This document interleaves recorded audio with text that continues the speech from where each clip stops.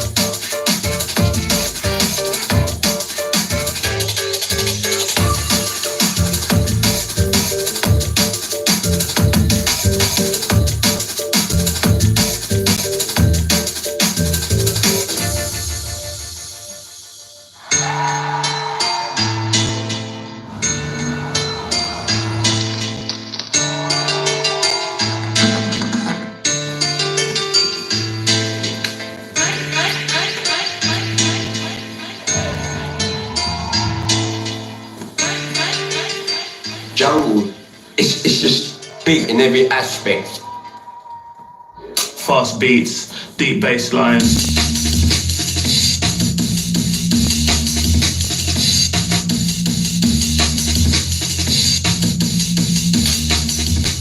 When you're making jungle music, there's no rules. It's a feeling of like, this is us, this is what we are, this is jungle. Jungle is something that is very unique to Britain because we have that specific mix of the British vibe with the Caribbean or the African as well. You can't get in any, I don't see being made in any other country. I call it Lively Up Yourself and Knees Up Mother Brown. You mix them two together, you got jungle. I'll take you back. In 1988-89, there was a scene known as the Acid Acid. There were hundreds of thousands of young people going out every weekend, and they were raving to acid house music, taking E's, taking pills, going raving for days and days. A lot of us used to go to these acid house raves. You gotta remember, there was a lot of madness going on in those times. There was oppression going on, it was a tough time, there was high unemployment. People wanted a release. The government, because these raves were illegal raves, saw fit to ban acid house raves. But the thing is, in these raves was the start of most of the subgenres of music in the early 90s. Like hardcore, trance, garage, jungle, they were all here under one roof. As a result of that, all of these genres, they split up and they went into clubs.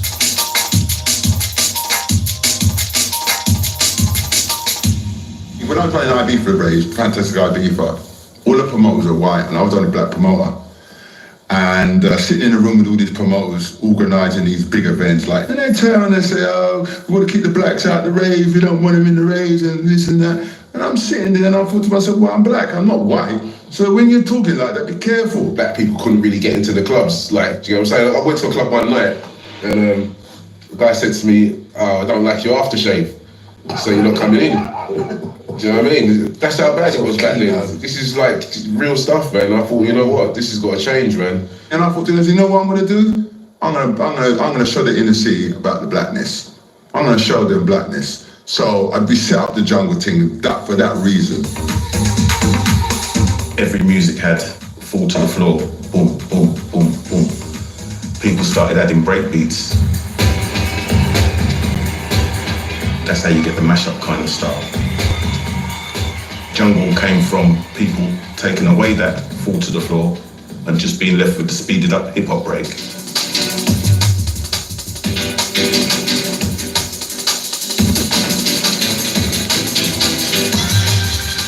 Whereas hardcore would be about 150 BPM, jungle would be at 165, 170 BPM. Strictly Amen beats.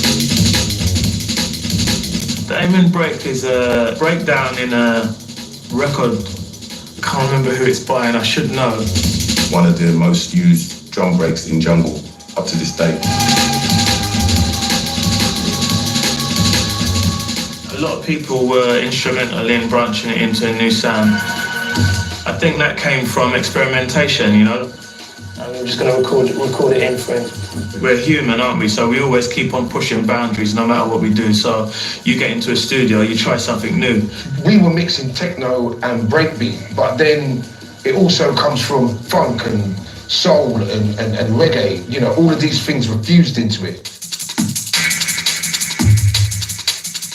Producers like Shy FX came with a completely new sound. I think that Shy was one of the first producers I know that produced music on a computer. I couldn't even comprehend how that would work. We used to make music on a Commodore Amiga, a program called Octamed. The Akai sampler to me is instrumental in the birth of electronic music. We took all of this equipment that people didn't really fuck with and broke it open and started fixing it and making it our own. The sound was rough. The beats were just rough. It was like the darkest B lines, it was sound system B lines, and the breaks were loose and they were running. You get a ragga sample in there, or you get someone actually singing a whole ragga song. It wasn't always references to black music. It was also just samples, anything that was like sampled that shouldn't really fit.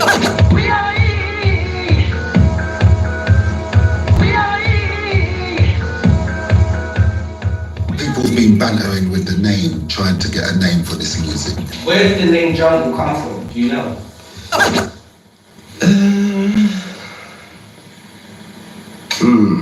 We'd actually sampling a Jane Brown's album. When that Jane Brown album had Jungle Groove, 1975 Jungle Groove, and I said to them, sample the album, man, and call the damn thing Jungle Techno. he came and he said, we're going to use this word jungle for this music. It's a bit controversial, you know, because back in the 80s, 70s and 80s, reggae music was called jungle bunny music. I never once thought the name jungle was a racist term, never. The term for me, which is subjective to how I saw it, was concrete jungle. I heard Fabio say, man, this concrete jungle music's mad, you know, because we didn't know what to call it. Concrete jungle. And it kind of made sense to me because I've grown up in an interior of a concrete jungle, because the madness that goes on where I live, it's like a fucking jungle. And it's concrete.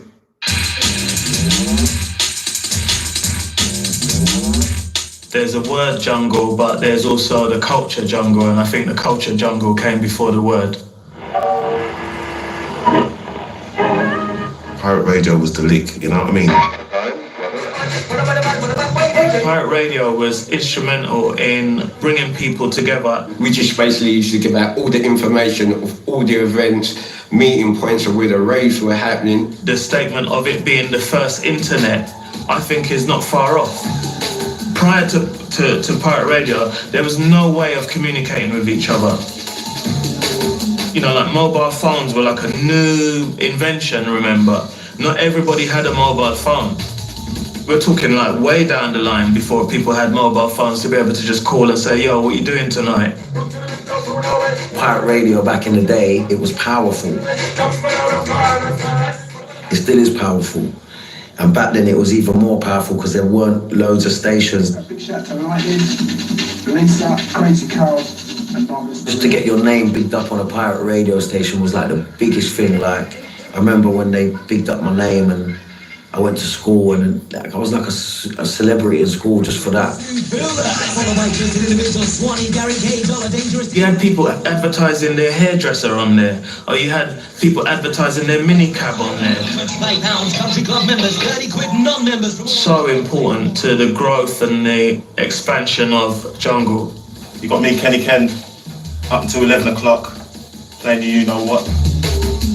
People drive from Birmingham to the edge of the M25 where they could pick up Cool FM, record for 3-4 hours, then drive back home. Alexandra Palace sit up there on a nice summer day and just record Cool FM because they couldn't pick it up out of London. Man. Cool FM is the Premier League pirate radio station. Cool FM is the #1, the champion, the creator, everything. You know, if it wasn't for Cool FM, I wouldn't be sitting here now. I've been on Cool FM 30 years. I've been offered radio slots on legal radio stations, and I turned them down. Why? Because they're going to tell me what I need to do. They're going to tell me what I can't play. Cockroaches, you know what I'm saying, running across the decks. We haven't been chased by the police.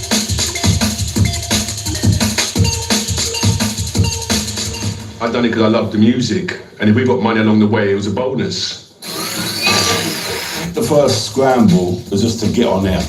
Back in the day, proper radio men and people who respected each other, you'd keep 2 digits away from anyone else. Just cut standard frequency, because if you're jammed in, you don't get out as far because you're getting blocked in. You look for a gap somewhere. And at that time, there was a gap on 945. We were well clear.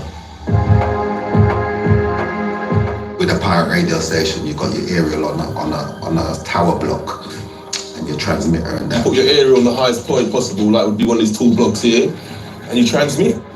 Cool FM have the experience and the expertise.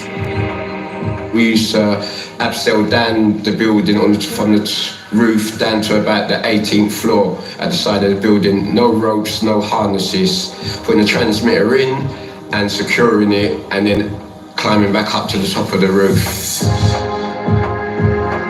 When you're young and you've got so much love of doing something for like your station, just do what you had to do. The adrenaline in your body keeps you going.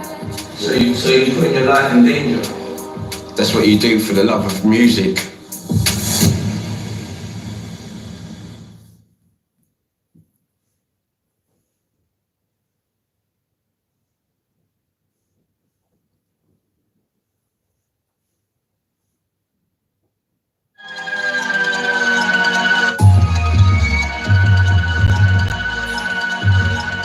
I just used to sit in a record shop while my mum went shopping for hours, like just listening to the songs. Maybe bought one record. I could probably buy one record a week or every 2 weeks. The record shop almost became like a community centre. And when you went there, it was an experience, you know? It wasn't just buying records. Go there, get flyers, buy tickets. It was meeting friends, it was having a laugh, it was excitement about the party that was coming up. Record hunting wasn't just about record hunting, it was about mixing with people and learning people and getting to know new people. Yeah. And you know, yeah, man, the community itself, you know, a lot's been taken away because of emailing and all that sort of thing. It's true. Because people don't talk to each other no more. And that was important back then, you know. I'd go GFC in Chadwell Heath, I'd go Edgware Road, Bluebird Records, and then I'd end up at Black Market and Tracks. You used to go to all different record shops to go and get all of those flavours. In my lunch break, I'd go and stand in the Black Market and just listen to the tunes. Every day I went in there, I'd hear the latest tunes. So by the end of the week now, I'd have a whole heap of tunes, but not enough money to pay for them, you know? And the interesting thing about it as well was the hierarchy in a record shop. Coming to the shop, there's a record, you're at the back of the queue, depending on how big your name is. You're trying to get to the front of the queue before the record's gone. They were very, very important and fun times. The importance of music house and dub plates was integral to what was going on. A dub plate is a piece of metal. It's actually metal. You bring a DAP and they put it in, and Leon would cut it onto a piece of metal for you. It was £30 a pop. It wasn't on sale for everyone to just go and buy. Only a few people had it. Chai FX, Message, that was the biggest dub plate in the world. And I was the only person with it. The amount of money I spent on dubs, some weeks it'd be a couple £100, other weeks it could be as much as £1,000. I've probably spent, God, I mean, maybe around 50 grand on dub plates, easily. My name's Nicholas, they call me Nicky Slimting because I'm skinny and I'm 16 years old. At that time, I thought the only way I was going to get into one of these events is if I was the DJ. One of my uncles was a promoter, my other uncle was a DJ. I kind of just watched him DJ all the time and kind of taught myself, you know. When he used to go out, I used to jump on the decks. The aim of it is try to get this record at the same time, put the beats at the same time as this one. As I'm mixing these two songs together, it needs to sound as one song, so the person doesn't even know that I've gone into another song. Nice, one, it's in. So I'll bring it in on the crossfader. And then you have the crossfader that you cross the mix over. DJs are not DJing like that now. You can press a button and it does it all for you.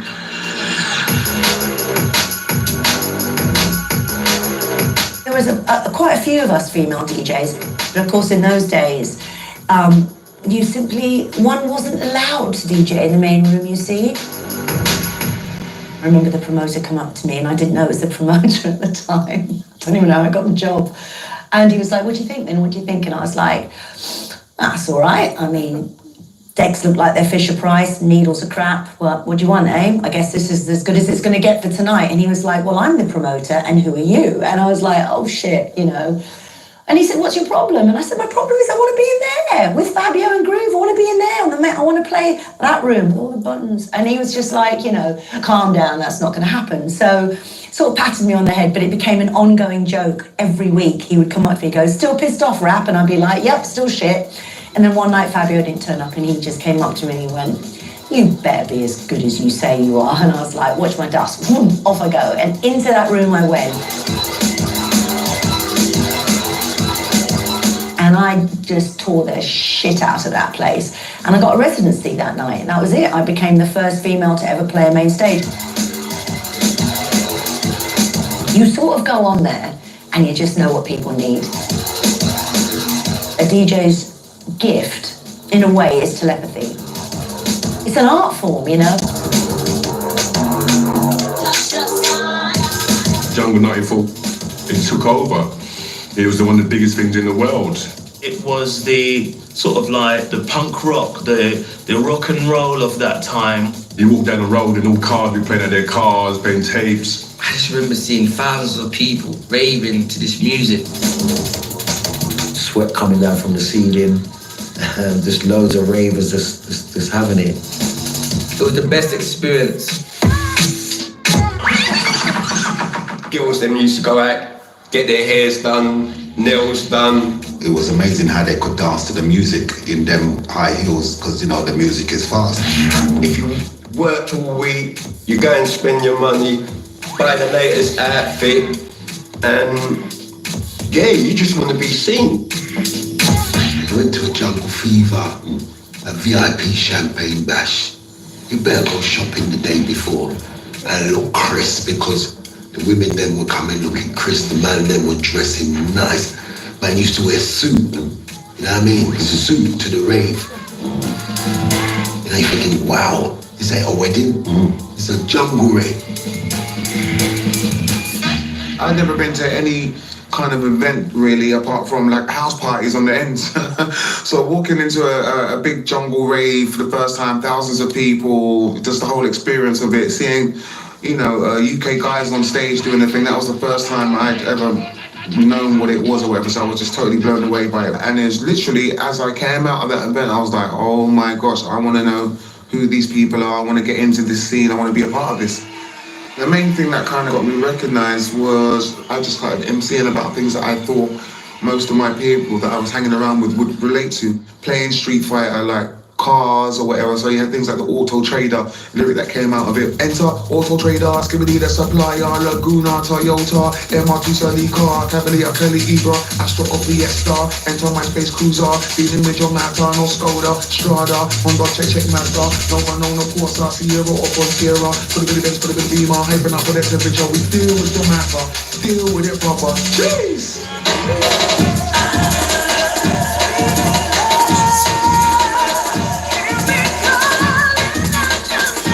We learnt on the job and we just kept on pushing the boundaries.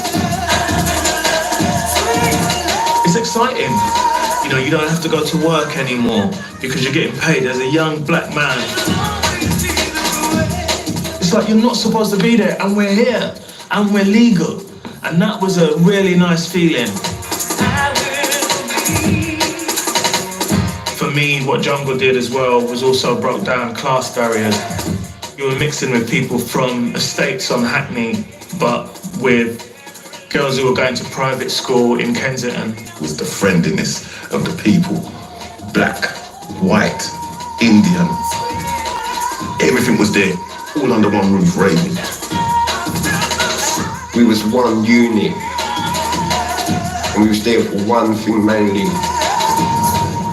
for gal, and to enjoy ourselves. Because if you know me, Funky FLART, I was a gallus, yeah? But we won't go on to that, yeah? I didn't get my name for nothing.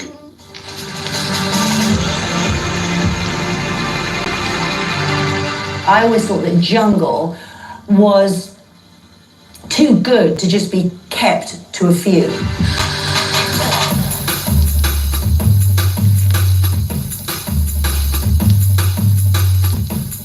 The first time I heard Spiritual Aura in a Nike shop, it's a big deal when these records break through, but at that time, the philosophy was more keep a lid on it, keep everything tight, and let's keep this underground, which I understood. You know, we were like a bunch of outlaws running around without any conformity and stuff, so it was really good that this was our scene, it was sacred, it was special, fuck the police, you know, that whole anarchy sort of vibe. So I get where the vibe came from. But I've always thought that in order for something to grow, it needs to become popular.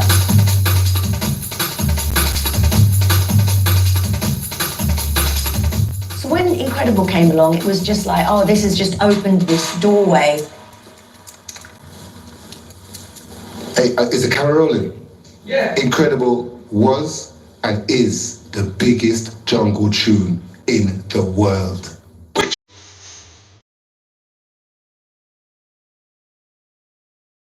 You can't keep a good thing a secret forever anyway. How did Incredible come to be?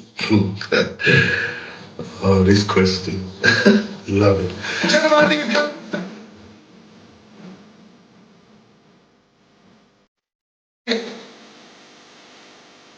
appreciate it's like over 25 years ago, so some people have different recollections of what the story is, but I'm going to give what mine is.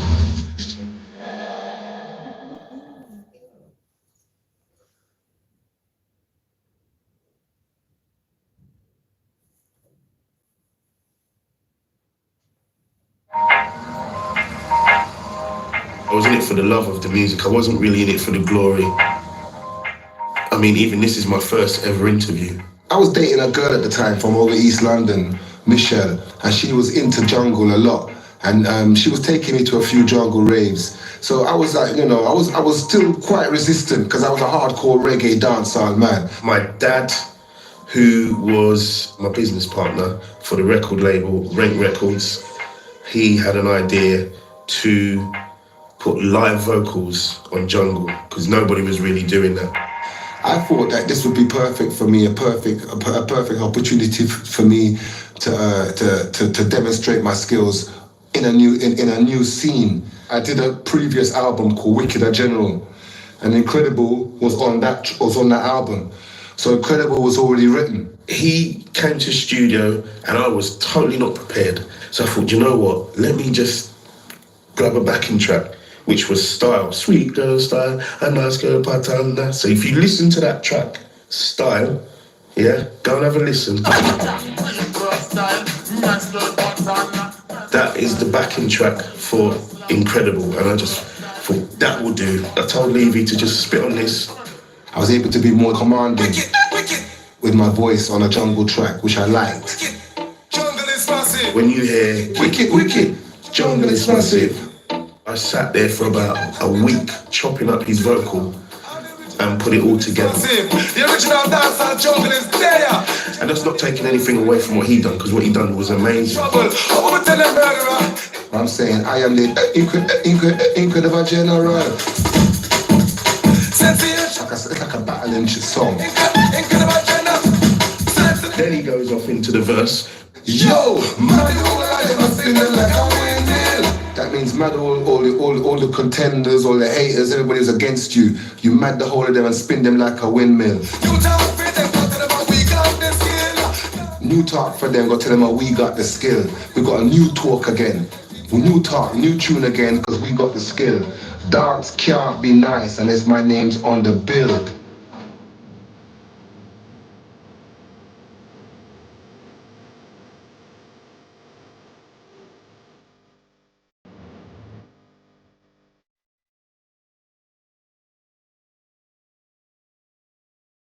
And the big one is when it goes. MB run leaders.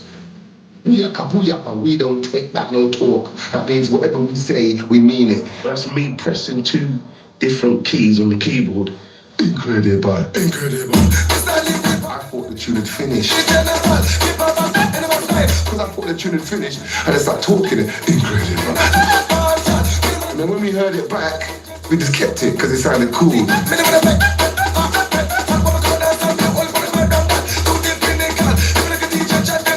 That's a bad man tune, fam. Alright? It's a bad man tune.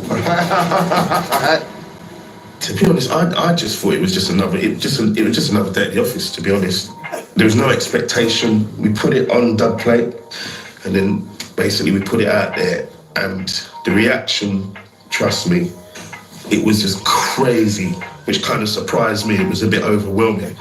Amount of excitement that song caused, we knew it was a hit. If I remember rightly, he was on Top of the Pops a good few times. And I said, yeah, you're number 8, and top of the number 8. And I was like, okay, wow. To be honest with you, it should have gone to, it should have gone to number 1. It was a hot track at the time.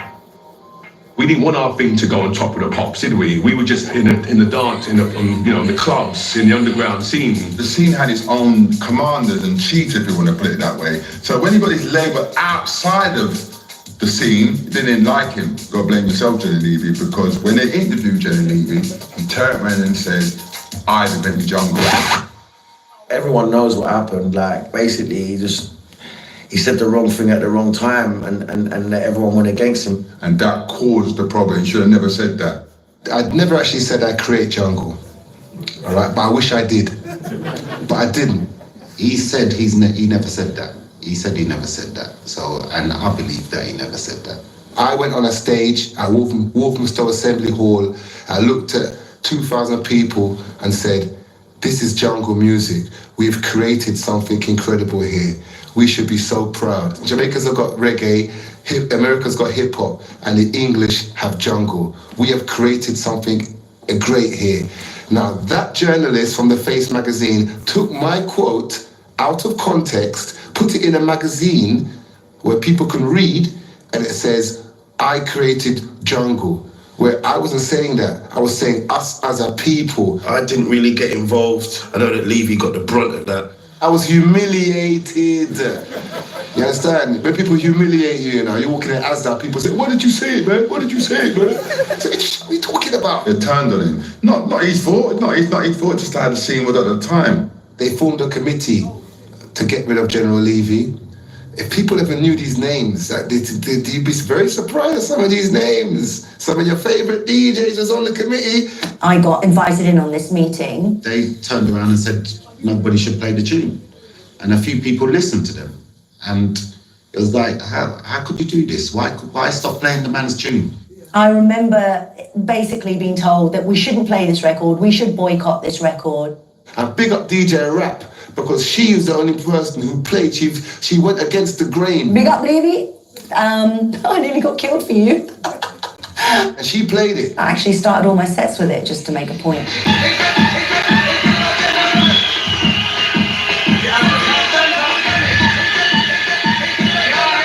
My view was you can't tell me if we're in this free roaming, anarchy-free society, hold on a minute, we're suddenly being told what to play. Like, it's like, am I in a totalitarian state?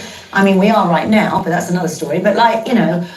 Someone said ban his tune. I said, all right, I'll go along with you lot. Do you want to ban it? They said, yeah. So we banned his tune on call, which, I don't know, I got no regrets. Because what I did. You know, it was me personally who had the authority to say, yep, it's banned. No one else could make me ban it, or no one else, they said they wanted it, and I said yes. So if I didn't want it banned, it wouldn't be banned. So it's down to me, and I told him, you know, he's straight, that's me.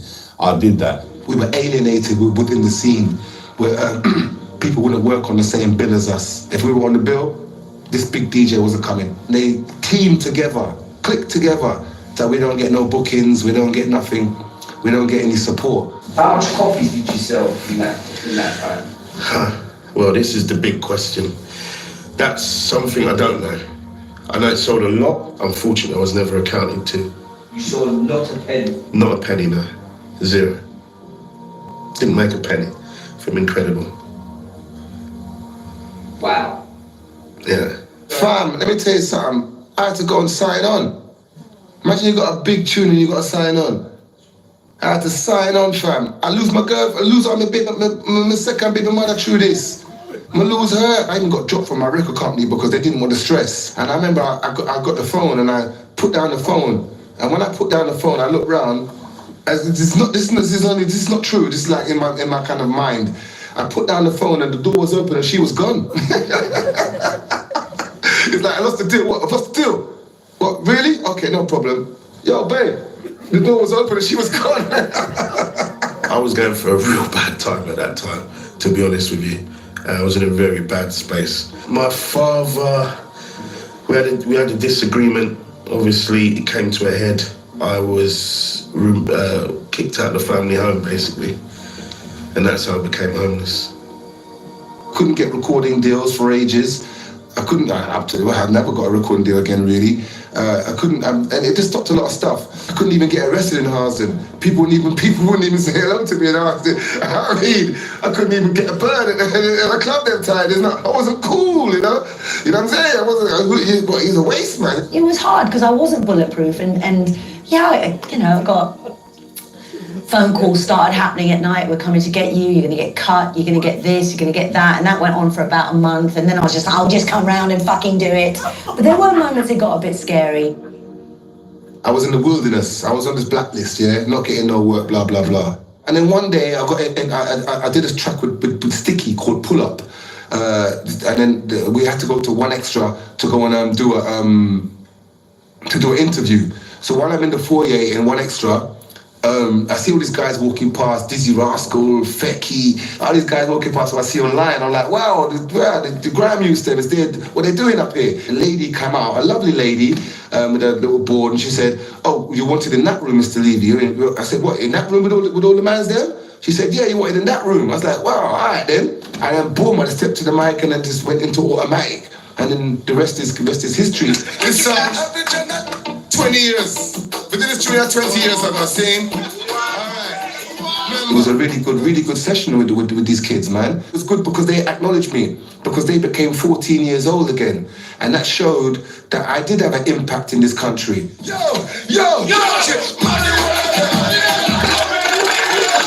It's a classic, man. It's like, that's the song that I used to play at my school parties. That's the song that everybody knows. That's the song that is still here today, 30 years later. Yeah, General Levy and that. I started, you know, saying the words along with him, and it sounds a bit like me as well. So, yeah, Jungle's probably the start of where I started to think, yeah, I could do this a bit.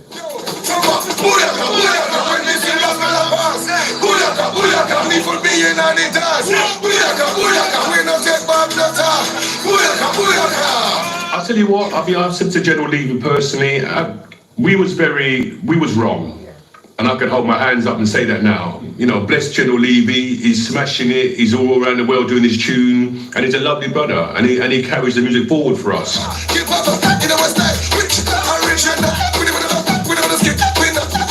We all play the tune for him now and it goes off, so it's all love. I never get tired of it. I was very much over it. That was then, this is now. I'm certainly not trying to relive that or interested in reliving that. It's good to document this, but that was then and now, this is now. All I can say is that everything happened for a reason, and it's like having a baby. There's a lot of pain to make something beautiful. That's everyone.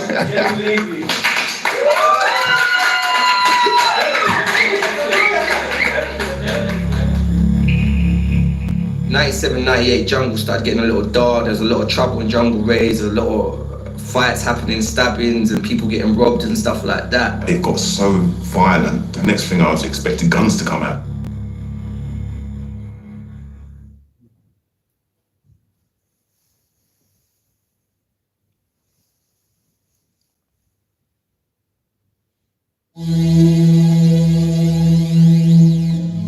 What people don't understand is that Jungle's from a street, and it wasn't a college thing, it wasn't a uni thing, it's from a street, yeah? So a street movement can be pretty or it can be ugly, but no matter what happens, it's not gonna be just nice, because you've got good and bad on the street. Growing up in our cities, a lot of bad boys were into like crack cocaine and stuff, you know what I mean? But our area where we grew up, we didn't really respect it. As the young ones growing up, we didn't really respect that sort of thing. And Jungle was full of that. So we liked the music and the MCs and in awe of the MCs, but when we looked around us, it didn't sit well with us street youths. There was a certain rave, you go in and you smell it straight away. It had that, you know, just like in Parliament. It's not, what's the difference? When they going to have a powder in their nose, having their parties, what do you think they're doing? But we get condemned as the bad guys. Let's all be real. The whole rave scene was built on drugs. They eat ecstasy. Well, they went to ecstasy, they won't be no acid. So let's not go there. What happened was, when you got North London and South London and East London under one roof, something's going to happen. It's got to kick off.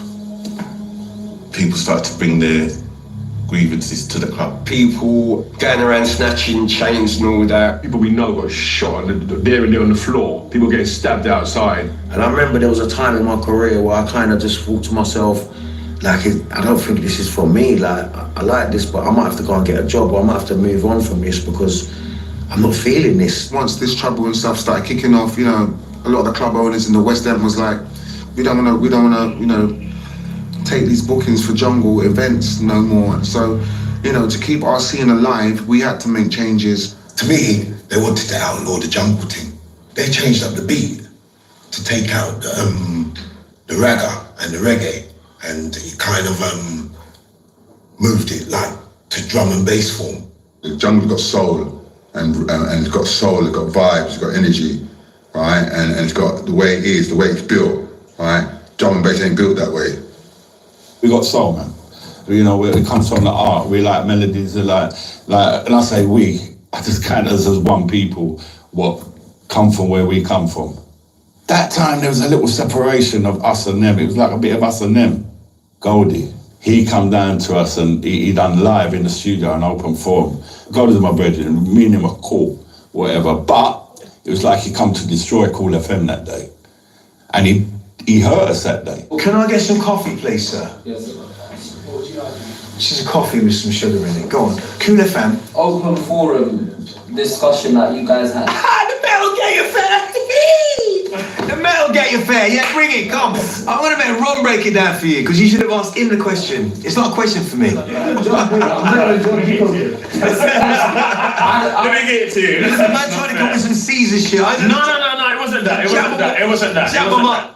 Goldie's doing his thing, and then there's Jungle. Now remember, everybody was protective of what like Goldie's already said. There was this protection about their arts, the craft, even me, right?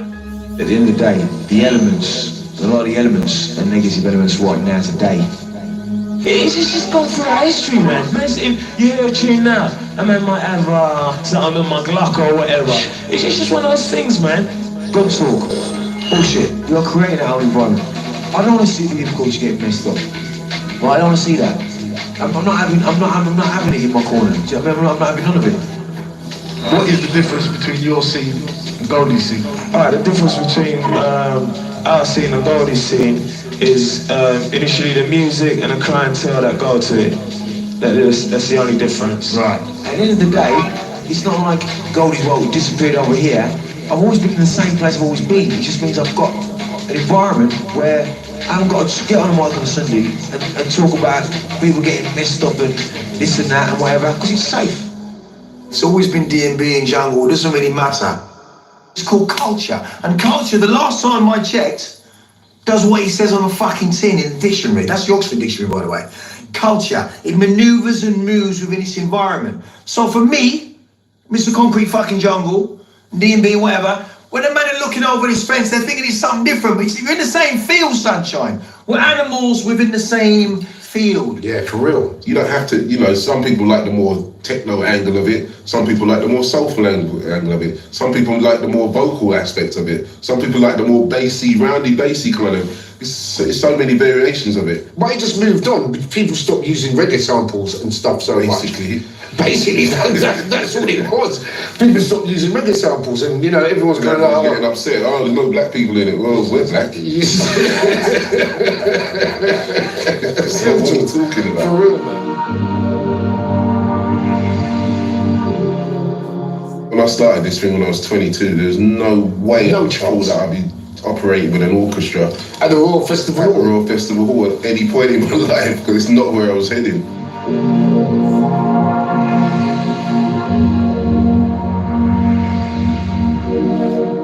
I'm like, in my head I was thinking, well, an orchestra with this music, no fucking way that's gonna work, no chance. Do you know what I mean? And they sat us down and said, yeah, we can do this. But my thing was, if it doesn't sound authentic, then it's not worth doing. But there's no way we thought this was possible. You have to remember, these tunes were made on bad equipment back in the day, out of tune, out of key. You know, they work because they're a vibe, not because they're musically correct. When I saw all of these tunes on sheet music, I was like, yeah, that's mad. You gotta remember, nobody that made any of these tunes can read music. So that's what I'm saying. If one thing went wrong, it would have thrown the whole thing. And luckily, everything just came together.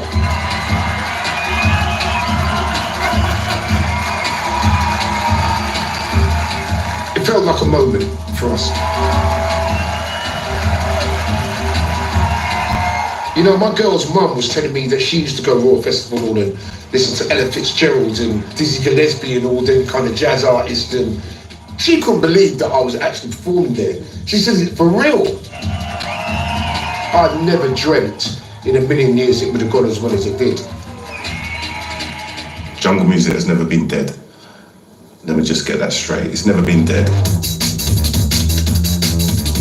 if you're standing in the 90s, you turn to 2020, give it a year, there's 30 years. But you can play this music right now in a club tonight, and people go, what the fucking fuck is this music? And you go, it's 25, 26 years old. We're now ready for takeoff. It was almost like a vision. It was very, very futuristic. That whole jungle cultural movement was, I would say, the blueprint and the foundations for all the music that came after it. Basically, jungle's the daddy. That's the bottom line. That's right. Real talk, man. Jungle is the mother of UK dance music. The one uncle that's always been at the fucking party is Jungle DMB. He's the uncle no cunt wants to invite to the party. Because he comes to the party and the barbecue and starts telling the kids the truth.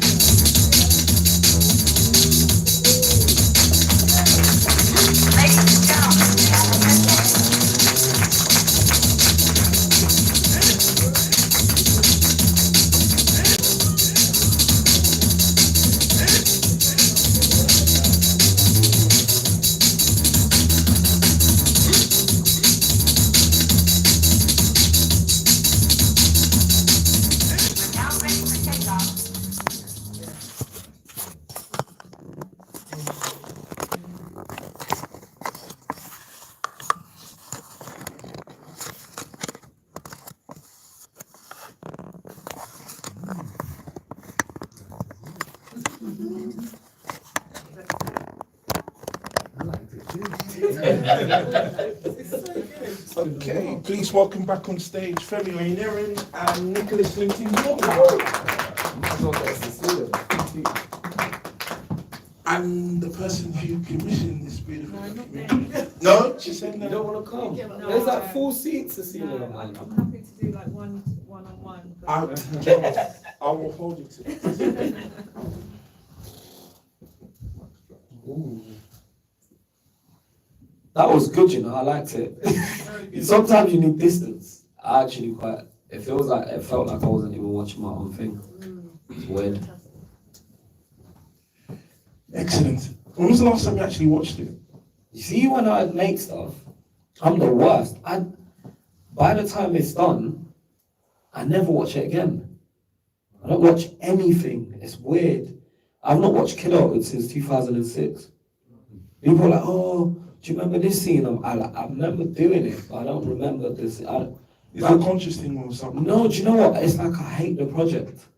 But I love it, but I hate it. It's, you know, like, I just want to like move on. And also, it's not even like I hate the project. It's like you've put so much of yourself into it that it's like that little element of yourself captured in time. And then I want to like chase the next thing. But it's a bad habit of mine. I don't watch anything. I don't watch anything back. It's really strange. So I'm guessing you didn't see this as work. Huh? You didn't see this as work. No, me watching it today, I said to Slim, what, you gonna watch the film? He's like, yeah. I was like, but why? Like, why are you gonna watch the film? He's like, why not? Like, it would be nice to watch it in a cinema setting. That's the only reason I stayed. I was gonna leave. But it was good, I enjoyed it. Nicky, do you feel the same way about watching stuff? I've not watched it since it came out, and I was like really blown away of what we had achieved, because when you're doing it, you're just really just in it. And what made me happy watching it was just to see my heroes. You know, when I was young, I was a teenager, those times, and I really looked to those guys as the superstars. You know, we didn't have anything else but that, and to see them on the screen and telling their story and growing up in it, you know, everybody knows Incredible. Like, my daughter even knows that song now, so it's like, to see it come into fruition many years later, and how important those stories are, and to hear General Levy's story and to still see him performing today is just like, to be a part of that journey is like a dream come true for me. And for Cecilia to help us make that, because this will be here forever. You know, when we're not here, people can see like how Jungle kept on going and how it birthed everything, grime, you know, the drill music, UK rap, everything. It's played a part in everything that's here today. Do you think there's enough music programs on television? No, not at all. You know, I feel like even this program, there's so many great people who are not in it. It was a very difficult film to make, a show to make, because like loads of people are DMing me, oh, you missed this person, you missed that person, and people personally are taking it personally against me and him. Like people really think that we chose not to have them in it. Like we wish we could have everybody in it. I wish we could make another season of it, because there's so many other stories to be told. There's so many great people doing great things, but when you're trying to make something in like 35 or 45 minutes and telling a story of 30 years, it's just so impossible to do. And people have to understand it's not us. Like we would love every person to be in that and tell their story, but it's just impossible to do. But I think things like this need to be made all the time, because music is so powerful. Like it's one of the most powerful things in the world. You know, everybody enjoys some form of music somehow. So I think if we can tell them more stories about the music, is very important for everyone to do. So talk to me about the process in terms of the 5 genres that were broadcast and how the decision came about to put those on the air as opposed to, say, dubstep, for example, which could have been part of this. I think for me and Femi, like I was a DJ. For me, it was just about, I wanted to put things on screen that I grew up about, and I felt that made a massive impact to culture. Like jungle, you can't deny that. Like everybody's heard of jungle or drum and bass, and then garage was just like a phenomenon. It took over like everywhere. And then you had the funky house, and then you had the grime, and then you had UK hip hop and Afro swing. I feel like the genres we picked were genres that changed people's lives. Like everybody can hear a song. You can hear a Party Hard and you can remember a christening or a rave or a shoe you bought. You can hear Incredible, you can remember a time you went somewhere. Like there's certain, you can hear a Wiley song, or they shift. They shift culture. Like they're errors that you can't forget, no matter what age you are. Like even the new generation of people, they don't know. Some people be like, I don't know what jungle is, but you say Incredible, they know that song. Like they know what that song is. You can say Party Hard, you know that's funky house. You can say a grime song from Wiley or Skepta. It changed culture, like in how we spoke and how we dressed and what we were doing at that time. So I feel like me and him were just fans of it more than anything. Like Femi loves music as well. Like he's a fan of all those music and participated in his younger ages when he was acting. He was an MC as well. And just on that, Femi, because you weren't born in the UK, so how did you fall in love with all of this? You know what's mad? I remember when I came to England, it was 97, I moved to England, and I liked all Robbie Williams and that. Like, I liked all of that music, because I thought UK garage was rubbish. I couldn't stand it. I remember, like, I only liked garage, like, probably in the last 15 years. Before that, I was just like, what is this? Why are they speeding up these R&B songs that I like? Like, I just didn't understand it. I like So Solid. Right. I like that. I like when they started rapping on it, I liked it. But when it was all like sped up, like R&B songs, I didn't get it. Like, I remember I used to turn on the radio and sometimes it would land on pirate radio. And I remember being like, 10, being new to England and just not understanding this music. And for me, I would say, I started getting into the UK music from So Solid. Like I like So Solid, and that was when everything changed for me. Like I was like, these guys are like. Remember, everyone used to pretend to be in So Solid. Like I used to say I was in So Solid. Like it was like the littest thing in the world. So for me, they changed it, and then from there I discovered grime, and like that was me. Like I just loved, I loved Nicky's crew. Like Wiley had like a million crews, and like just everything, like Rough Squad, everything that was going on with grime, I was obsessed. I was like the first grime kid, like one of the first. I used to tape grime shows. I remember one time I went to my mum's house. I think she's got rid of it now. I used to have like a bucket full of tapes, like grime tapes that I'd taped that just lived at my mum's. And like, I didn't know what to do with it. I should have kept it, but like, she just got rid of them. But I used to tape every set. I just knew everything about grime. And that was, I became super obsessed with UK music. And then from there, you start going backwards. And then I remember I used to see this girl, maybe even when I was 18, like 18, 19, kid, I would have been out all of those times. And I had a girl at the time and she's like slightly older than me, so she liked garage. I couldn't stand garage. I don't know when it changed. There was just one day I loved garage, and then jungle I didn't really know about. I knew about Incredible, and I knew there's a Shy FX song that was big as well, and that was it. Like those were the only two jungle songs I knew. I didn't know London, Bad Boy, yeah, original. That's the only other jungle song I knew. So like even doing this for me, everything was kind of new to me. I'd heard like certain jungle songs and raves, but I didn't know zilch. Like the jungle episodes completely based off like Nikki's knowledge, Cecilia's knowledge, and that was it really. It wasn't really like I had no information to give about that genre.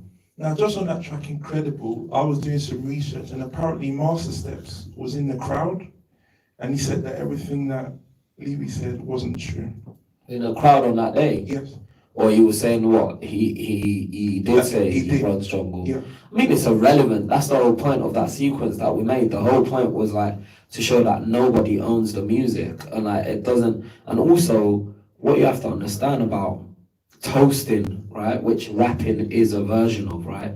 Toasting culture, and they do it still in Nigerian parties when the guys on the mic hyping people up. They do it like it's a cool inherent part of black culture, right? African culture, even without like electronic music, with live instrumentation. And that element, all that happens at the African parties, in Jamaican parties, in rap, is that people big themselves up. That's part of the game. Part of the game of rap is to say, yeah, Jay-Z called himself the king of New York, the king of rap, the best, greatest rapper alive before anyone else called him that.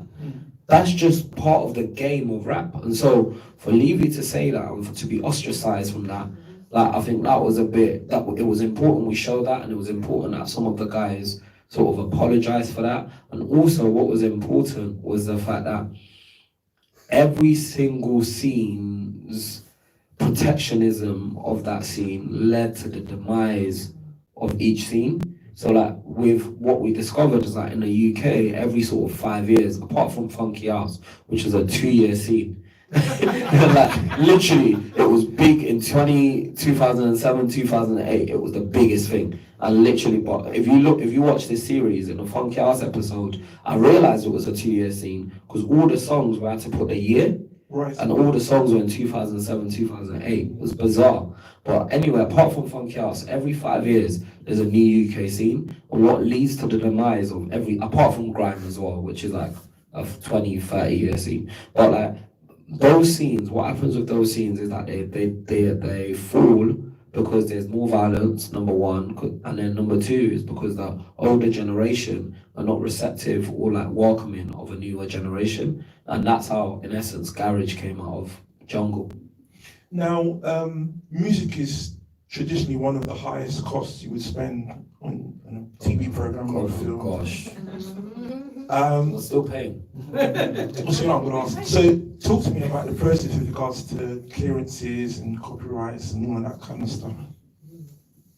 Basically, yeah, we finished making this show in March, a version of this, all the episodes. We didn't clear it till like September. We were still clearing the episodes as they were going along. It was the hardest clearance process ever because some of these songs were made by like 5 people, 6 people. And you're having to find each individual, but then you're chasing them to offer them small money, so they don't want to do it. But then you've got a deal structure that's contingent on everyone agreeing. Like we've had to clear about 100 songs for this series, and it was the hardest thing just because getting hold of people not answering emails, me and Nikki having to personally call people, even like getting a clearance. The funniest story, I saw Skepta's manager the other day, and I was like, bro, thank you for clearing that song for us, man. He's like, bro, you lot were trying to get me to clear a song, but I was in Ibiza. Like he was, so we need, in order for our grime episode to go out, we needed to get one signature for this Skepta song. He's in Ibiza, Skepta's manager. Like, he's like, there you go. Like a few days later, but the point is, it's like, it came down to some of it, and after a while we had a music supervisor, but some of it came down to literally me, Nikki, hounding people. Storm is was our production manager on it, and I like to shout her out. She's still working on the show now, like helping us deliver it for international. But like she was like sort of holding it all together after a while, because it was just literally me, Storm, Nikki working on the project from like God knows when. And like I just feel like without her, we wouldn't even have seen through any of that process. But Clara Music was just the hardest element of it, because, and also there's songs we wanted. There's a in a Garage episode, there's a DJ Lock and MC Neat song that was edited beautifully with the sequence, and we just had to take it out and put cutaways of like tube stations or some nonsense like that, and then put some next instrumental.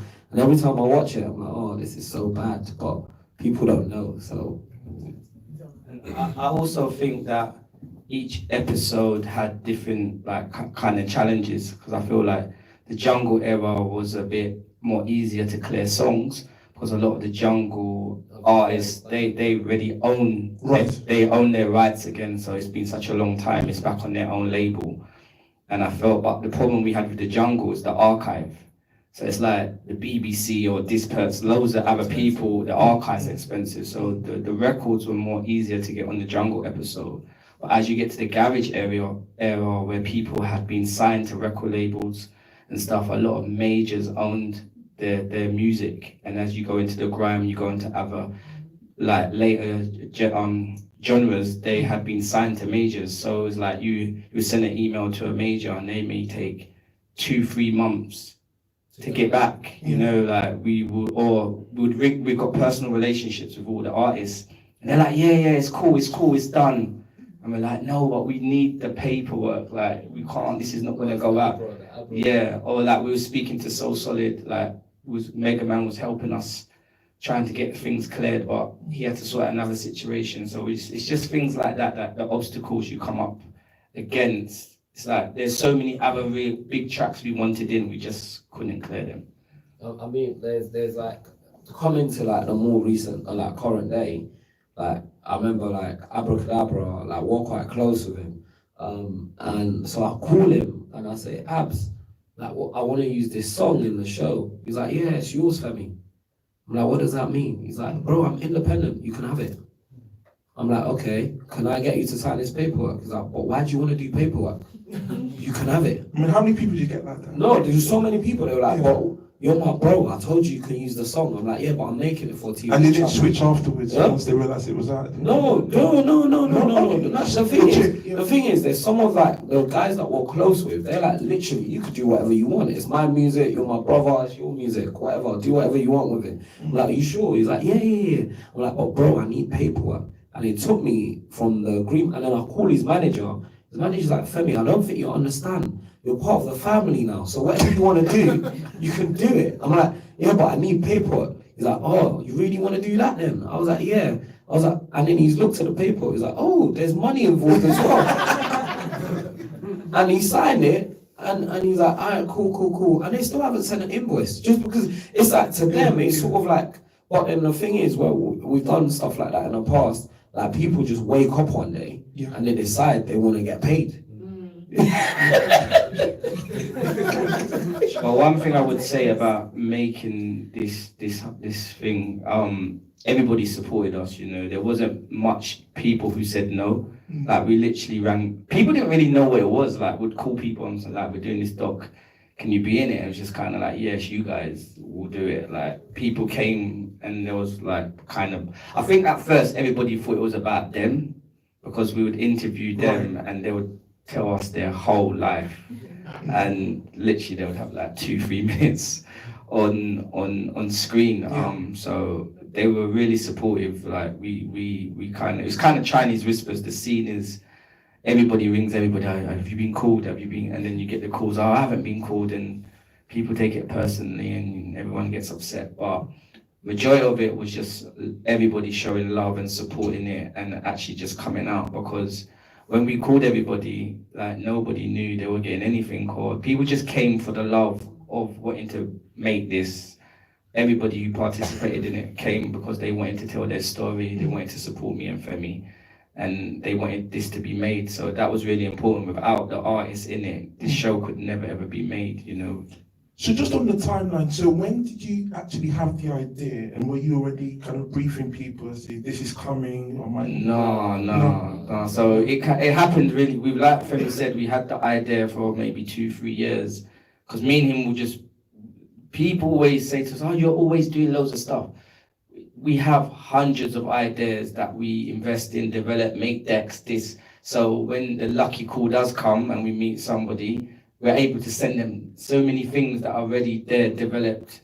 And Cecilia was like, yeah, she liked it. Can you make it in, I think it was 4 parts. She was like, can you give it another episode? 5 parts. We just said yes, because we just wanted to do it. And it happened so fast. It was like, this is the deadline. Guys, we just went into action. Like, we just started going into production. We just started calling everyone. Like, literally picked up the phone and told everybody, we need you. And we got our team together and we started shooting. Like, I think we started even shooting before we signed anything or done anything. We just went into production because her word was bond and we trusted her and she trusted us, and we made it. I will say, just from the seats, that basically I had to spend that budget before the end of the year. That's what it was. We had to get the contract signed. So that's where the pressure was. Yeah. Otherwise the money would have been lost. So it was like we all wanted to make it. Let's just make it happen. Yeah. It had to be done in like 3 months, wasn't it? Yeah, literally. It wasn't 3 months though. We underestimated that. As Cecilia, what's it like generally working with these two guys? Amazing. I feel like I've got friends for life. Oh, thank you. Yeah, just so easy. And I think for all of us, it was definitely like for me, it was a passion project. And I think it's quite rare to like be working for a big broadcaster and be working on a series, making a series about something that you just absolutely love and takes you back to your youth. And yeah. And it's great to have a commissioner who understands what you're not trying to oversell it. Like that was the most amazing thing about this project. Like, Cecilia would ring me, but you forgot him, and I'm like, oh my God, and she's schooling me, and I'm like, well, I think I'm a connoisseur, she's a connoisseur, like, and you need this song, and you haven't spoken to that person, and I feel like the support on that was really important, instead of like you're going into a room and you're trying to explain to them what jungle is, what garage is, what it becomes tiring in itself, having a commissioner who actually understands the culture, is from the culture, and is trying to make things from the culture is really, really important and refreshing. So thank you so much. Just one more question, Cecilia. So you should have come. I'll tell you, okay. So as a commissioner and an exec, in the industry, what kind of feedback, vibe do you get from your position? What kind of impression has this kind of created? It's just been really, really well received. Like, we had an amazing gala event to launch the series, and I think what was incredibly important for all of us was that people within the culture and everyone that was involved in it, loved it, and they did. I don't know what feedback you guys have had, but I think we would know by now. I think they're very vocal. I think the feedback I've had is everybody loved it. Everybody felt that it took them back. People were shocked about some of the stories, like MB has never, the incredible producer, he's never ever done an interview. I think it was good to get some of the stories out on screen. A lot of it's rumors, a lot of it's perspective of people's versions of things. I think it's good to hear it from the horse's mouth. And I just, for me, watching it is just the link of how each music affects each other, and how each genre birthed the other genre. Because if you speak to all the grime lot, they're like, oh, I loved jungle. And then you speak to the garage lot, they came out of jungle, and then the drill lot came out of grime, and it's like everything's like a rub off of each other, and to see all music is still thriving, like we say they're dead, like drum and bass and jungle is like selling out thousands around. It's just the people who are into it stay into it, and the people who ain't move on to something next. So I just think something like this is just really important, and I feel like there needs to be more, hopefully, there'll be another season. I've got like another whole season mapped out. Oh, Femi's got a whole other yeah, and all the people that were saying to us that we forgot, we can get them in. You know, there's so many great rappers like Sway who wasn't in it. There's so many, man. There's loads of other great rappers who should have been in episodes and crews and stuff like that. I just think, yeah, we gotta keep telling these stories. I think that was contentious, like the fact that we got a road rap episode when the UK hip hop scene with people like Skinny Man's, Sway, Jess, I can keep going. Like there's Klashnikov, all these people felt a bit maligned. And I remember Sway sent me like a series of voice notes from Ghana. And like just because I was trying to clear, so I feature like a little bit of his song. I had to take it out in the end because the comment, like I was so convicted by what he said that I couldn't even be bothered to pursue the clearance. I just took it out. I didn't want the smoke. But Sway and people like that are really important. And there was a different scene, like a UK hip hop scene existed at the same time as the grime scene. So like, you know, for me, like people were like, why didn't you do soul music, like, you know, British soul music? Sure. We didn't do that. People like you said, why didn't you do dubstep? Dubstep's really grime, if we're being real. But anyway, so like, why didn't you do dubstep? We didn't really do dubstep. Okay. Why didn't you do bassline? Like, because like bassline was a big scene. Like, why didn't you do bassline? We didn't really do bassline. Right now, there's like an alternative hip hop scene. So you look at yesterday, everyone's talking drill, but you look at the mobiles yesterday and what's her name? What's the girl? Little Sims and what's his name? That Sincere's boy. Knox. Like that's kind of like a alternative hip hop. That's not really road rap or drill. So like there's always like I know there's also like at the moment there's a like thriving UK jazz scene. Like, you know, and so there's so many different scenes that exist at the same time, that exist within their own pockets, that we weren't able to explore. And that scenes that I love, like people like Ego LMA, like Ezra Collective, people like that. There's so much music that I love that is coming from here that doesn't fit neatly into like those genres. And like there's the Young Test and all that. Yeah, there's like a new, anyway, sorry. There's like so much that we didn't include, but like, you know, I felt like we included enough for what we had. Sure. Does anyone want to jump in with any thoughts on what they've seen, what you've heard right now? Any questions? Nice and loud if you've got something. I just want to say I really enjoyed it, and you've answered my question, which was, are we going to have more different genres? So that's good to hear that that's in the pipeline. I mean, it's up to Cecilia, really. No pressure. Yeah, I love that idea. And I love the archive footage was just fantastic. It took me back.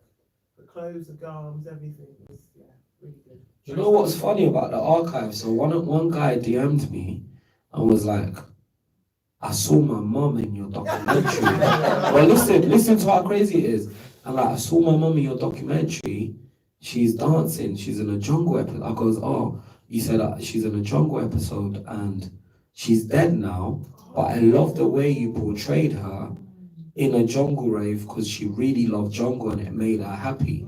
And it made me happy to see her like sort of in the documentary in that way. Like the messages I've had about this has been mad because, and also like what I loved about doing this is it's for every generation. Like it's intergenerational. I feel like sometimes black is conflated with being young.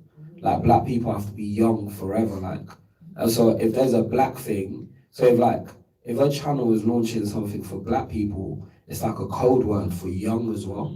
And almost like an erasure of older black people, or like once you get past the age of like 35 or whatever, you don't exist. There's no content made for you. And so for me, it's important that my friends' dads are sending me messages about this, saying, actually, what that man was saying about like the drugs in a rave is like, you know, like, and these are like 50, 60-year-olds that were into these scenes. So like for me, I feel like we need to have more content like that. That's sort of intergenerational content about the lived experiences of black British people. It's interesting you say that because literally 12 months before this, you had Small Axe and the anthology of all those episodes and kind of depicting black British culture in the 50s, 60s, 70s, 80s. So it looks like there seems to be that kind of appetite to kind of know our past, to kind of know where we're going in many ways. Because a lot of the things that we saw there, things haven't really changed in terms of but we have politically, we have to define what it means to be Black British, because for a long time we didn't really exist right here.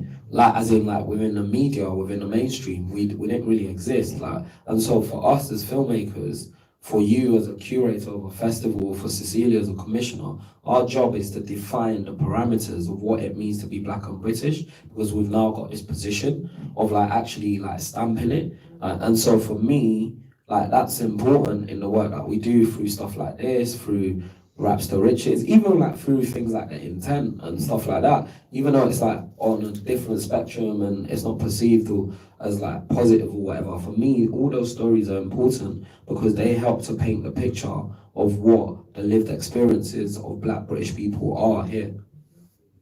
And in terms of, just from a curious thing, you see the logo 5, and obviously some people would assume it was on Channel 5. Was there a reason why you didn't get on the main network? BET now exists on My 5. Right. And so My 5 is like iPlayer for like Channel 5, and BET lives there. And so BET content goes on there, and that's why it wasn't like it's a BET show.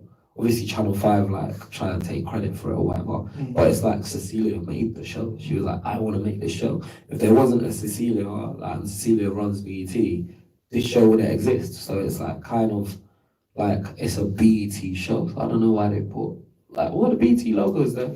Yeah, so that's why it wasn't even like like let's get it on Channel 5 or they didn't want it, or I think sometimes like we get too bogged down in that. Actually, it's like again, it's like Cecilia's got this new job at this channel and she's trying to define what the channel is, and she's trying to work that out, and this is part of defining what that channel is. And I just think sometimes we should just take things at face value. Anyone else? Yes, nice and loud, please. Just wanted to say, firstly, congratulations. Really enjoyed that episode. I was quite young during the Jungle era, but definitely brought me back to some of the memories of that time. I wanted to ask you, Femi, you mentioned something earlier in passing, but this goes to both of you. What was the reception? What's the reception been like stateside for your creativity and the kind of films that you guys are working on? Better than here. Like Americans love us, man. Like we in terms of this, like we've got a sales team trying to sell it. They're so demanding. They want so much information, as we know. They want so much. It's a bit ridiculous. But yeah, so hopefully, one of my main goals of making this show, right, is that again, it's about definition of Black British people. So whenever I leave England, people are always confused that I'm Black and I'm from the UK. And they don't really know what it means to be Black. I'm from the UK. And so when I go to Nigeria, I was in Nigeria when we got the commission. And they were like, I'm making this show when I get back to England. And they're like, what is it about? I'm like, Black British music. They're like, what's that? Skepta. That's all they know. They didn't know anything. Or I'll be like, I'm making this about jungle, this one, that one. And they don't even know what jungle is. They don't know what garage is. They don't know UK funky. They don't know any, because we're so in the scene, we think like the whole world know it. And so for us, it's about pushing this out. Basically, making a show like this, it going out, say in America, Americans seeing it, makes it easier for me to make my films from a Black British voice, because it gives them greater context than say what my single narrative of a movie is. And so in a way, Americans have been like, they've been great, they've been super receptive. We've got like several films over there in the States. I feel like it's easier for me to communicate with African Americans than it is for me to communicate like with white British people. Like they understand my journey a little bit more, and so I don't have to do as much explaining on calls. Not even white Americans, even not white British people. White Americans get it more than white British people. Like when I'm like me and Nikki go on Zooms with them. So we've got a US team, we've got a manager in the US, we've got an agent in the US, and like all this year we've just been working on sort of developing projects for the stateside. Not that we're not leaving, like we're here. We're not leaving, but Like I just feel like they've loved it because we're a different voice and one exciting voice. I feel like Americans have just discovered that there's black people here. Like one of our agents asked us something mad the other day. I'm not even gonna say it. You know the one about? No, it's mad. It's mad. It's what she said was like. It's up on Instagram. No, I'll tell you after. What she said was mad, and I was like, what? And she was a black person, like, but they've got such little knowledge of us. And so all of these, like all our works, like the intent, this one, like Raps the Rich, anything that we make is actually so important because we're defining or representing my kids and General Levy and my mum because we don't exist in their imagination. I think the census came out a couple of days ago and they were talking about how London, Birmingham and Manchester are going to become minority majority or that they've reached that point already. No, they are. They are. So there's less white people in the major cities. Now, that must be aggravating for... What do you think that will mean for things like this going forward? Oh my gosh, things like in the I suppose like for me, I just think one, like, you know, I've been thinking a lot. I think a lot, right? And today I was thinking, like, you know, for white British people, because like we have the racist thing that just happened to this lady at the reception, and the conversation, where are you really from? Where are you really from? And every black person's been through that. And I just think like British people are so ignorant, yeah? You went around the whole world and you conquered the whole world, right? And you just wanted to keep everything over there. Imagine that I'm going around the world, yeah, I'm saying London is the greatest city in the world, my queen is the best queen. You've got a queen, but your queen is not as lit as my queen. Like, you thought the people would be intrigued and want to see this. And so now the people have come here, you've invited the people here, the people have come here and they're settled there. And like, but ultimately, this, what we're living in is it's almost like the mainstream, the establishment, when they were planning for the like next 100 years, they didn't conceive of the idea that actually if we go and colonize the whole world, like they might want to come here. And so like, it's almost like we're glitching that system. Like, oh my gosh, why are there these people here? And so in a way, for me, when you say, what do I think of that? I just think actually the mainstream, the establishment, they're still trying to process what it means to have lots of non-white people that are essentially English, that are British. Because I'm talking about, oh, we're defining Black British culture, we're defining British culture. And actually, when I lived in Nigeria, Britain for me was like literally Sound of Music. I thought England was Sound of Music. So imagine I would watch TV, I would watch stuff about England. In my head, I didn't think that, I didn't conceive, I was a 10-year-old, I went to private school, everything. Before I came to England, I didn't know, I moved from a mansion to living on an estate. Do you know how that blew my mind? Because when I went to my flat, I told this story the other day, people were laughing. I went to my flat, I lived in a 2-bedroom flat, right? When I moved there. And I thought there was more of it that I hadn't seen. Because remember, my mom's taking me in this big, tall building, right? And then she's taking me into this flat. I thought there was a secret door that would open and it would go downstairs, or there was not more of it. That was it. And so for me, moving to England and like the idea of what England was to the idea that England markets to the rest of the world, and I'm saying this as someone that has seen it, right, is that Britain is like a white place, like with lots of white people, and they live like royalty, and like, you know, all of that stuff. That is still what a lot of people think England is like. And you see it all the time with Americans saying random stuff online, and you're like, what is wrong with these people? But that's what's marketed to the rest of the world. And so when we make shows like this, and when we are redefining what it means to be British. And sometimes we get people fixate on like, we talk about being black. We are black, but we are really British. And we are really Nigerian, and we are really Jamaican, and we are really all of these things. And we have valid authority to be able to contribute to what these things are. And so for me, I say all of that to say, I don't know, I think everyone's still working out what it means for there to be more like non-white people than white people in London, Birmingham and Manchester. But then I also think, you know, racism still exists in England only because, like, the establishment didn't conceive that if we take all these, we colonize the world, we do slavery, we do all these things, people will ever want to come to England and settle here, will protect. I think they just thought they had a fence around the country and they'll do all their like murderous stuff and everywhere else, but it never has to come, like, you know, they never have to come face to face with the blacks or the Asians or whatever, like, you know, mad. Nikki, you must have a view on this. Nikki's like, nah.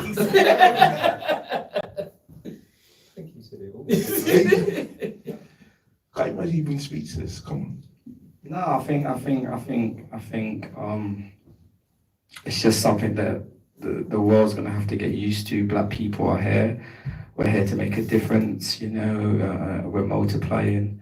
And I think it's about us just pushing forward and being who we are and being unapologetic about it. I think for the first time, I think people are proud to be black. They're proud to be African. They're proud to be Jamaican. You're not pretending you're something else, you know. Femi always talks about and coming here and people coming here and they wasn't proud to say they were African or they're Nigerian or where they were from, you know, and it's good to see that Caribbeans and Africans and everybody are getting along, you know. There's not this divide that we used to have and playing us against each other. I think it's time that we're just all one people. It doesn't matter where you're from. We're all African anyway, do you understand? But I think like we just all need to move together and focus on that. I feel like being black is, you should be proud, or whatever colour you are, you should be proud of it. But I feel like the new generation, I've got a younger brother, they don't really see like race and colour. I think that they just move together, like, you know. I feel like the new generation is all about what you're into, what's your goals, you know. It's I don't know, I don't feel like the younger generation. I think they'll have it hard. No, I think there's more opportunity. I think there's always going to be obstacles to overcome. But I feel like the things that I see the new generation doing, I just knew we couldn't do 10 years ago. The amount of kids that I see who are like entrepreneurs, millionaires, doing this, achieving this. I'm like, how have you achieved this in like 5 or 28? Yeah, you're 28 or you're 20 and I'm seeing like amazing things happen. Just even in music alone, if you think about the Daves, the Stormzys, the J Husses, there's so many amazing artists doing amazing things, and what they stand for, I just wouldn't think I would have that kind of mindset when I was their age. You know, look at all the things that Stormzy's doing, giving back to the community, scholarships, being an art. How does he carry all of that at such a young age? So the culture's moving forward. And the way we are thinking as black people is very progressive, and we're doing great things. And I think we're going to look in 20, 30 years from now, it's going to be even better. You know, I think things are getting better. We still go through pain a lot, but I think through the pain, good will come. You know, things are changing every day. Things are changing, and you can see in the shows that we're making, the conversations, the things that we've achieved. You know, I would have never thought we would have done it like how we've done it, you know. And the conversations we're having now for the next couple of years are mind-blowing, you know. And if they come through, I feel like, yeah, black people are doing great things, and we should just be proud, you know. I think we need to just stick together, and there's always going to be fights. You know, our grandparents went through it, the people before that went through it, you know. Yeah, you just got to pick your battles and just focus on the blessings we have.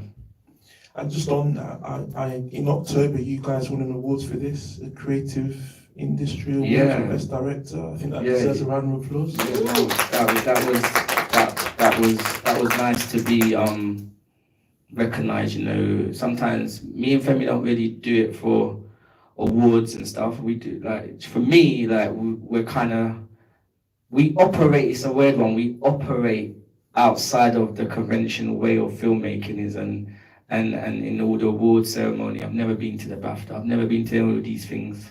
I come to your things because you invite me. Sometimes for me, it's just about, as long as the people like it and it gets made, for me, that's the most important thing. If we get an award after it, it's amazing for people to say, okay, your work is good. But the main thing we want is the people to say it's good, you know, people watching it, it doing well, so Cecilia can commission other people and commission us again, you know. Because the thing that people always say to me is like, have you seen this show? Have you seen that show? And I'm like, yeah, I want it to do well.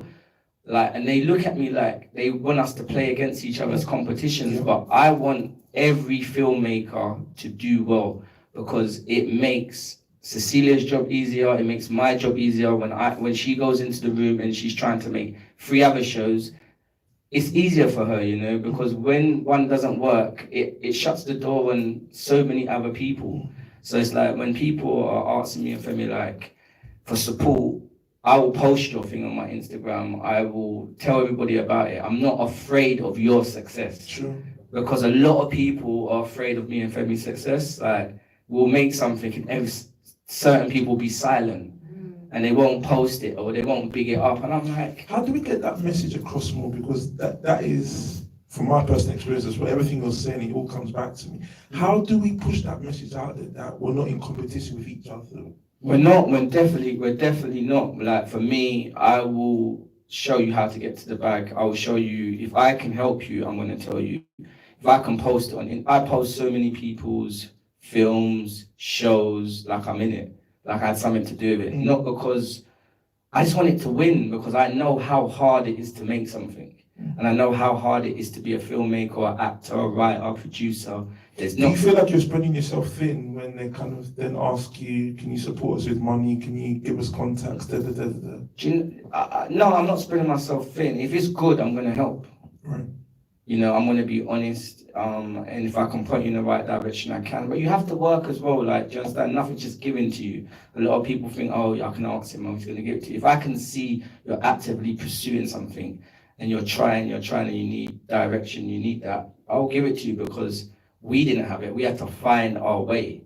But you have to be hungry, you have to be patient, and you have to have a bit of respect as well. I feel like everybody wants everything given to them. Like, me and him's done a lot, and we still have to go in meetings and pitch and be patient and come off and be disappointed. We hear probably more no's than we hear yes, but nobody sees that part. Everybody just sees the red carpet or when the show's made. They don't see the graft that goes in behind it, you know. So I think that we need to stick together. We need to support each other's things that are good. You don't have to support something that you feel that is crap. I'm not saying it just to say like everything, but I feel like in general, like if there's something good, we push it as a culture, as people, because it helps everybody's journey. You know, there can't be one in, one out, one in, one out. It's boring, you know. And I hate when channels are like, oh, Channel 4's got that. No, so let's make a rival for them. Like, let's be competition rival, you know. Like, they always want to only make one of something. In America, they will make 5 of the same thing. There'll be this version of that version of that version, you know. And I think the UK needs to catch up with that. Well, I'll take 2 more questions before we wrap up. Something Yes, like that. nice and loud. Yeah, I just want to say I really enjoyed it. The most I've ever known about, like, I feel it was very educational. Most I've ever known about pirate radio was from watching people just do nothing. So it's actually been very educational for me. I wanted to ask, as a filmmaker, you guys have got like many different perspectives within this, and it's non-fiction, but it is storytelling. How much responsibility do you feel you guys hold in telling the truth of what's actually happened? Or how much are you saying, I'm giving you guys the freedom to tell your stories and your version of events? I think for this, I think that is the people speaking, that is their truth. You know, I think you can only go to the horse's mouth for them to tell their story. Like, what we try to capture is everybody's individual personal story, what they went through. Everybody's got a different version to their story, and there'll be some people, oh, that's not true, it was like this, it was like that. But for us, when we was telling this, we were speaking to individuals about them. There's loads of other people who will come on and say their version of stuff regarding them. I think you can only speak to the people who you're speaking about. When we told this, it's about a whole scene, you know, and many people make up a scene, and it's going to be impossible for us to get everybody's version, because everybody's version is going to be conflicted, because my story is different from Femi's story, but I can see it from my perspective, Femi can see it from his perspective, and we just try to get an overall basis of stories that can help tell the story together. If I'm answering your question. I think also like sort of scripting it before in a way kind of helped. I remember Cecilia was like super insistent on it, and at the time I was just thinking this is long, but it helps you really interrogate the story, and it helps you to sort of like figure out the reason it's educational is because we wanted to define the scenes. So like if you look at like all the different elements that makes up the different scenes, like that we explore in the series, like this, we talk about raving, we talk about the clothes, we talk about the dancing, we talk about the DJs, we talk about, because that's what defined the scenes. But then actually how we did it was like we just asked people questions about those elements, but we didn't feed them the answers. They made up that they spoke from the heart. And that's why, again, we didn't really want to have a voiceover or sort of like an interviewer as such. Like me and Nikki are kind of the interview, you hear us sometimes, but we didn't really want to have like, you know, the voice of God. Because when you have a voiceover, that person is kind of like, they know more. Like, it's almost like they know more than the audience, and they're like choosing when to tell the audience reveal different things to the audience. Whereas with this style, it's more like it's them telling their story, it's them narrating their version of what DJing was. I suppose like to your question is like,